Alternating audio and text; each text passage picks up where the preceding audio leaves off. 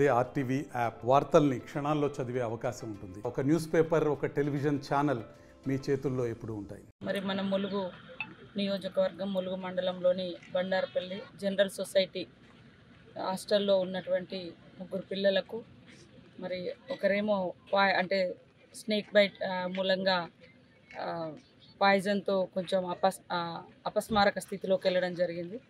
ఇంకా ఇద్దరు మరి ఫుడ్ పాయిజనా లేకుంటే మరి పాము గరవడం మూలంగా అయిందా అనేది ఇంకా కన్ఫామ్ కాలేదు. మాకు తెలియగానే ఈరోజు ఇక్కడికి వచ్చి విజిట్ చేయడం జరిగింది. ఉన్నంతలో దాదాపుగా 40 సంవత్సరాల క్రితం కట్టినటువంటి ఈ బిల్డింగ్ కాబట్టి ఈ మధ్యకాలంలో ఎలాంటి రిపేర్స్ కానీ ఎలాంటి కార్యక్రమాలు జరగలేదు.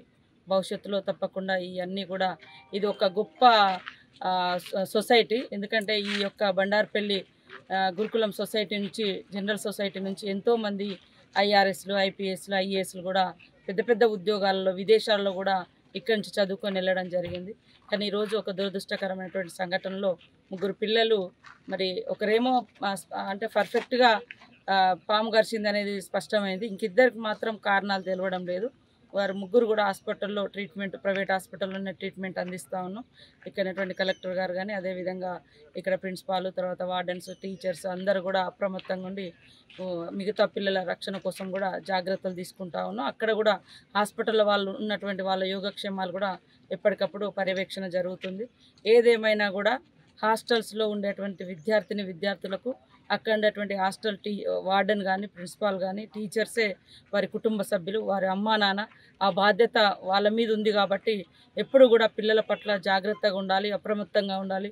వర్షాకాలం కాబట్టి మరి పాములు కానీ, జెర్రులు కానీ, తేళ్ళు కానీ బయటికి రావడం లేదా రూములలోకి రావడము, మరి చీకటి టైంలో కరిసే అటువంటి ప్రమాదం ఉంటుంది. ఇవేవి కూడా జరగకుండా జాగ్రత్తగా ఉండాలని కూడా వారికి అందరికీ కూడా తెలియజేస్తూ ఉన్నాం. తప్పకుండా పిల్లలు కూడా తొందరలోనే కోలుకొని మరి బయటకు వస్తారని ఆశిస్తాం. చాలా అంటే దాదాపుగా 40 సంవత్సరాల క్రితం కట్టినటువంటి బిల్డింగ్స్ మధ్యలో కొంత 10-15 ఏళ్ల క్రితం కొన్ని కొత్త బిల్డింగ్స్ వచ్చినాయి. కానీ ఈ మధ్య కాలంలో మళ్ళీ ఎలాంటి రిపేర్స్ కూడా లేవు. వాస్తవానికి మరి పిల్లలు ఉండడానికి హాస్టల్ వసతి లేదు. తర్వాత కంపౌండ్ వాళ్ళు కూడా లేక బయట నుంచి ఏదొస్తుంది ఏది పోతుందని కూడా అర్థం కాకుండా ఉంది. కలెక్టర్ గారు కూడా నిన్న ఆల్రెడీ రివ్యూ చేయడం జరిగింది. తొందరలోనే ఈ యొక్క బండారపల్లి ఈ జనరల్ గురుకులానికి ఏం అవసరం ఉందో అవి తప్పకుండా తొందరలోనే శాంక్షన్ చేసి దీని యొక్క విశిష్టతను అదేవిధంగా మంచి సెక్యూరిటీ ఉండే విధంగా గోడలు కానీ తర్వాత ఇతరత్ర ఏ అవసరాలని అవన్నీ కూడా చేయించడం జరుగుతుంది. మరిన్ని వీడియోస్ కోసం ఛానల్ ని సబ్స్క్రైబ్ చేయండి. లేటెస్ట్ అప్డేట్స్ కోసం వాట్సాప్ ఛానల్ ని ఫాలో చేయండి. అండ్ లింక్ డిస్క్రిప్షన్ లో ఉంది.